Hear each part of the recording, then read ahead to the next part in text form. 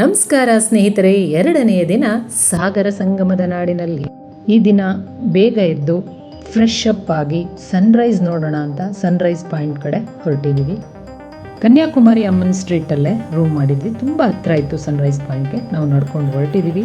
ದೇವಾಲಯದ ಮುಂಭಾಗಕ್ಕೆ ಬಂದಾಗ ಲೆಫ್ಟ್ ತಗೋಬೇಕು. ಅದೇ ಸಾಗರ ಸಂಗಮದ ಸ್ಥಳ, ಇದೆ ಸನ್ರೈಸ್ ಪಾಯಿಂಟ್. ನಾವು ಬರುವಷ್ಟರಲ್ಲಿ ಆಲ್ರೆಡಿ ಸಾಕಷ್ಟು ಸಂಖ್ಯೆಯಲ್ಲಿ ಜನ ಸೇರಿದ್ರು. ಎಲ್ಲರ ನೋಟ ನೆಟ್ಟಿದ್ದು ಆ ಪೂರ್ವ ದಿಗಂತದೆಡೆಗೆ. ಎಲ್ಲರೂ ಸಮುದ್ರದ ತಟದಲ್ಲಿ ಕೂತು ಭಾಸ್ಕರನ ಬರುವಿಕೆಯನ್ನು ಕಾಯ್ತಾ ಇದ್ರು. ನೋಡುತ್ತಿದ್ದಂತೆ ಸಾಗರದಾಚೆಯ ಪೂರ್ವ ದಿಗಂತದಲ್ಲಿ ಅದಿತಿಯ ಮಗ ಮಿತ್ರದೇವ ಸಮುದ್ರ ಮಿಲನದಲ್ಲಿ ನಿಂದು ಎದ್ದವನಂತೆ ಕಿರಣಗಳನ್ನು ಹೊರಸೂಸುತ್ತಾ ಬೆಂಕಿಯ ಚೆಂಡಿನಂತೆ ಪುಟಿದೆದ್ದು ತಾಯಿ ಭಾರತಾಂಬೆಯ ನಸಲಿಗೆ ಹಚ್ಚಿದ ಕುಂಕುಮದಂತೆ ಕಂಗೊಳಿಸುತ್ತಾ ಮೇಲೆದ್ದು ಬಂದ. ನೋಡು, ಇದೊಂದು ಪ್ರಕೃತಿಯೇ ಸೃಷ್ಟಿಸಿರುವಂತಹ ವರ್ಣಿಸಲು ಅಸಾಧ್ಯವಾದಂತಹ ದೃಶ್ಯ ಕಾವ್ಯ. ಭಾರತಾಂಬೆಯ ಪದತಳದಲ್ಲಿ ನಿಂತು ನೋಡುತ್ತಿದ್ದೇವೇನೋ ಈ ದೃಶ್ಯ ಕಾವ್ಯ.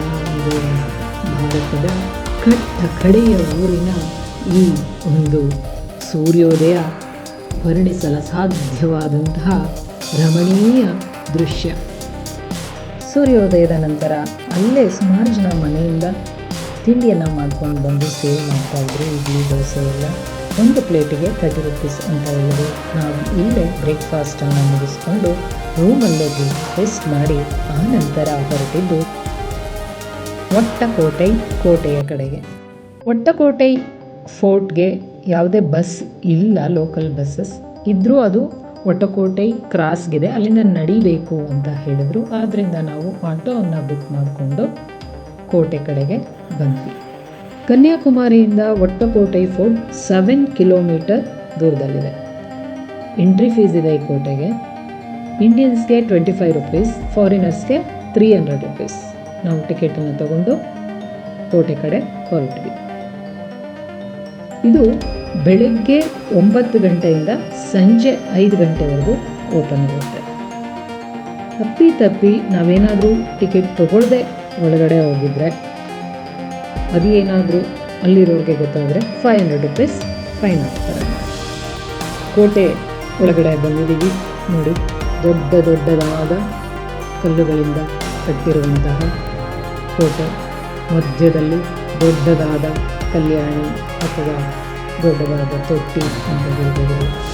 ಆನಂತರ ಇಳಿಜಾರಾಗಿದೆ. ಇಳಿಜಾರಿನ ಮೇಲಾದರೂ ನೀವು ನಡ್ಕೊಂಡು ಹೋಗ್ಬೋದು. ಮೆಟ್ಟಿಲುಗಳ ಮುಖಾಂತರವಾದರೂ ಹತ್ಕೊಂಡು ಹೋಗಬೇಕು. ಕೋಟೆಯ ಮೇಲ್ಭಾಗಕ್ಕೆ ಬಂದಿದ್ದೀವಿ. ನೋಡಿ, ಬಂದು ಮೇಲೆ ನಿಂತು ನೋಡ್ತಾ ಇದ್ದರೆ ಈ ದೃಶ್ಯ ಎಷ್ಟು ಚೆನ್ನಾಗಿದೆ ಗೊತ್ತಾ. ಕೋಟೆಯ ಒಳಗಡೆ ನಿಂತು ಸಮುದ್ರವನ್ನು ನೋಡ್ತಾ ಇದ್ದರೆ ಕೊನೆಯೇ ಇಲ್ವೇನೋ ಅನ್ನುವಂತೆ ಕಾಣಿಸುತ್ತೆ. ಆಕಾಶವೇ ಕೆಳಗಡೆ ಬಂದಿದೆಯೇನೋ ಅನ್ನುವಂತೆ ನೀಲಿ ಬಣ್ಣದ ಸಮುದ್ರದ ನೀರು. ಈ ಒಂದು ಕೋಟೆಯನ್ನು 18ನೇ ಶತಮಾನದಲ್ಲಿ ಟ್ರಾವಂಕೋರ್ ರಾಜರು ಕಟ್ಟಿಸಿದ್ದಂತೆ. ಶತ್ರುಗಳು ದಾಳಿ ಮಾಡದಾಗೆ ಕರಾವಳಿಯ ಈ ರಕ್ಷಣಾ ಕೋಟೆಯನ್ನು ಅಂದಿನ ಕಾಲದಲ್ಲಿ ಟ್ರಾವಂಕೋರ್ ರಾಜರು ನಿರ್ಮಿಸಿದರು. ಒಟ್ಟಕೋಟೈ ಫೋರ್ಟ್ ತಲುಪೋದಕ್ಕಿಂತ 500 ಮೀಟರ್ಸ್ ಹಿಂದೆ ಒಟ್ಟಕೋಟೈ ಬೀಚ್ಗೆ ದಾರಿ ಅಂತ ಹಾಕಿದ್ರು. ಅಲ್ಲಿಂದ ಹೋದರೆ ಒಟ್ಟಕೋಟೈ ಫೋರ್ಟ್ ಬೀಚ್ಗೆ ಹೋಗಬೇಕು. ಕೋಟೆಯ ಹೊರಗಡೆ ಬರ್ತಿದ್ದ ಹಾಗೆ ಬಿಸಿಲಿಗೆ ಬಾಯಾರಿಕೆ ಆಗ್ತಿತ್ತು. ಕೋಟೆಯ ಮುಂಭಾಗದಲ್ಲಿರೋರ ಹತ್ರ ಬಂದು ಜ್ಯೂಸ್ ತಗೊಂಡು ಅಂತ ಬಂದು ಅವರು ವಾಲೆ ತೊಳೆ ಜ್ಯೂಸ್ ಸ್ಪೆಷಲ್ ಇಲ್ಲಿ ಅಂತ ಹೇಳಿದ್ರೆ ಸರಿ, ನಾವು ಅದನ್ನು ಆರ್ಡರ್ ಮಾಡಿದೆ. ಈಗ ಅವರು ಜ್ಯೂಸನ್ನು ಪ್ರಿಪೇರ್ ಮಾಡೋದಕ್ಕೆ ಶುರು ಮಾಡಿದ್ರು. ಮೊದಲಿಗೆ ಟಾರ್ಟಲಿಂಗನ್ನು ಕಟ್ ಮಾಡಿ ಒಂದು ಪಾತ್ರೆಗೆ ಹಾಕ್ಕೊಂಡು, ಆನಂತರ ಎಳ್ನೀರನ್ನು ಕಟ್ ಮಾಡಿ ಆ ಒಂದು ಟಾರ್ಟಲಿಂಗಿಗೆ ಹಾಕ್ಕೊಂಡ್ರು. ಆನಂತರ ಸ್ವಲ್ಪ ಎಸೆನ್ಸ್ ಕಲರನ್ನು ಹಾಕ್ತಿದ್ದಾರೆ. ನನ್ನಾರಿ ಜ್ಯೂಸ್ ಅಂತೀವಲ್ಲ, ನನ್ನಾರಿ ಬೇರಿನ ಒಂದು ರಸವನ್ನು ಹಾಕಿದ್ರು. ಆನಂತರ ಮಿಕ್ಸ್ ಮಾಡಿ ಕೊಟ್ಟರು. ಮೊದಲು ಟೇಸ್ಟ್ ನೋಡಿದ್ದು ನನ್ನ ಫ್ರೆಂಡ್ ಮಗ, ಅವನಿಗೆ ತುಂಬ ಇಷ್ಟ ಆಯಿತು. ಟೇಸ್ಟ್ ತುಂಬ ಚೆನ್ನಾಗಿದೆ ಅಂತ ಹೇಳಿದ. ಆನಂತರ ನಾವೆಲ್ಲ ಕುಡಿದ್ವಿ, ತುಂಬ ಚೆನ್ನಾಗಿತ್ತು. ಒಟ್ಟಕೋಟೆ ಫೋರ್ಟಿಂದ ಬಂದು ರೂಮನ್ನು ವೆಕೇಟ್ ಮಾಡಿ ನಾವು ನಾಗರ್ಕೋಯಿಲ್ ಕಡೆ ಹೊರಟ್ವಿ. ಕನ್ಯಾಕುಮಾರಿಯಿಂದ ನಾಗರ್ಕೋಯಿಲ್ 20 ಕಿಲೋಮೀಟರ್ಸ್ ದೂರದಲ್ಲಿದೆ.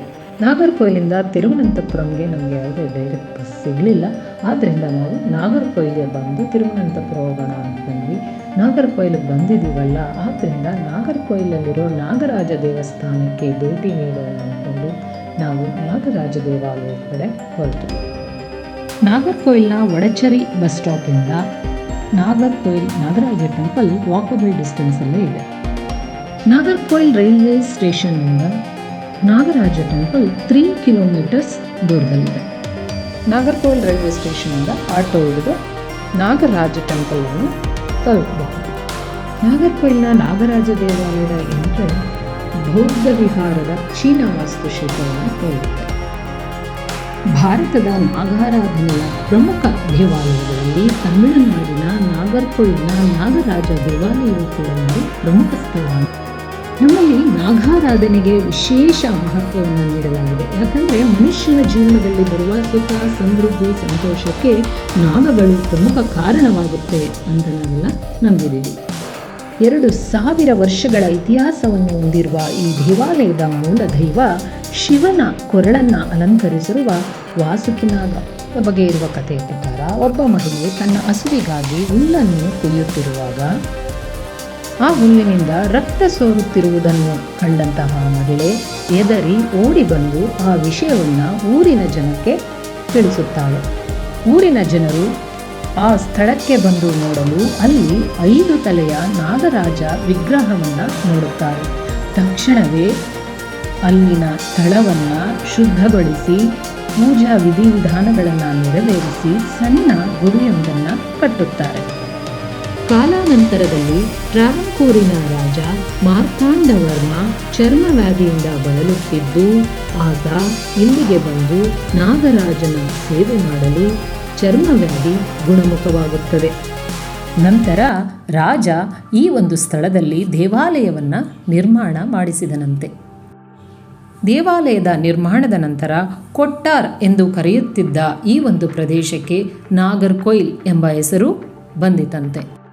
ನಾಗರಾಜನನ್ನು ಪ್ರತಿಷ್ಠಾಪಿಸಿದ ಮೂಲ ಸ್ಥಳ ಹಾಗೇ ಇದ್ದು ಗರ್ಭಗುಡಿಗೆ ಯಾವುದೇ ಫ್ಲೋರಿಂಗನ್ನು ಮಾಡಿಲ್ಲ. ಇಂದಿಗೂ ಸಹ ಇಲ್ಲಿಗೆ ಬರುವ ಭಕ್ತರಿಗೆ ಈ ನೆಲದಲ್ಲಿ ಸಿಗುವ ಮಣ್ಣನ್ನೇ ತೆಗೆದು ಪ್ರಸಾದವಾಗಿ ನೀಡ್ತಾರೆ. ಈ ಮಣ್ಣು ಉತ್ತರಾಯಣದ ಕಾಲದಲ್ಲಿ ಬಿಳಿ ಬಣ್ಣದಿಂದಲೂ ದಕ್ಷಿಣಾಯಣ ಕಾಲದಲ್ಲಿ ಕಪ್ಪು ಬಣ್ಣದಿಂದಲೂ ಕೂಡಿರುತ್ತೆ.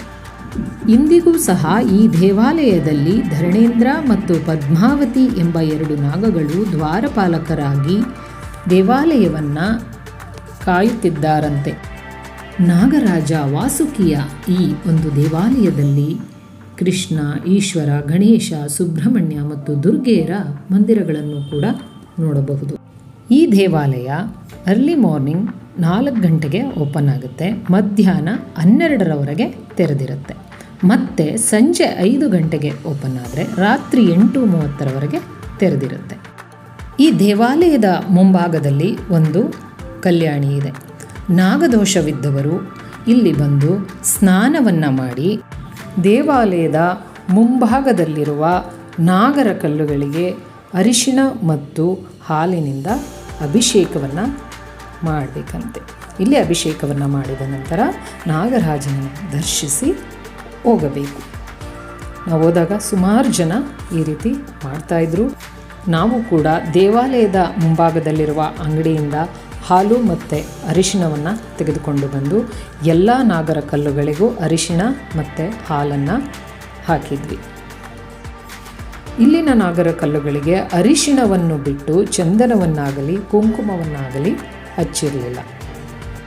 ಈ ದೇವಾಲಯದಲ್ಲೂ ಸಹ ಪ್ರತಿದಿನ 100 ಜನರಿಗೆ ಅನ್ನದಾನ ಇರುತ್ತಂತೆ. ನಾಗರಾಜನ ದರ್ಶನವನ್ನು ಮುಗಿಸಿ ನಾವು ಹೊರಬರುವಷ್ಟರಲ್ಲೇ ಮಧ್ಯಾಹ್ನ 1 ಗಂಟೆ ಆಯಿತು. ನಾಗರಾಜನ ದರ್ಶನ ಮಾಡುತ್ತಿರುವ ನಿಮ್ಮೆಲ್ಲರಿಗೂ ಈ ನಾಗರಾಜ ಆಯುಷ್ಯ, ಆರೋಗ್ಯ, ಸಂಪತ್ತನ್ನು ದಯಪಾಲಿಸಲಿ ಎಂದು ಕೇಳಿಕೊಳ್ಳುತ್ತೇನೆ. ನನ್ನ ವಿಡಿಯೋಗಳನ್ನು ನೋಡುವ ಎಲ್ಲರಿಗೂ ಕೂಡ ನನ್ನ ತುಂಬು ಹೃದಯದ ಧನ್ಯವಾದಗಳು. ಮುಂದಿನ ನನ್ನ ಪ್ರಯಾಣ ಕೇರಳದ ರಾಜಧಾನಿ ತಿರುವನಂತಪುರದ ಕಡೆಗೆ.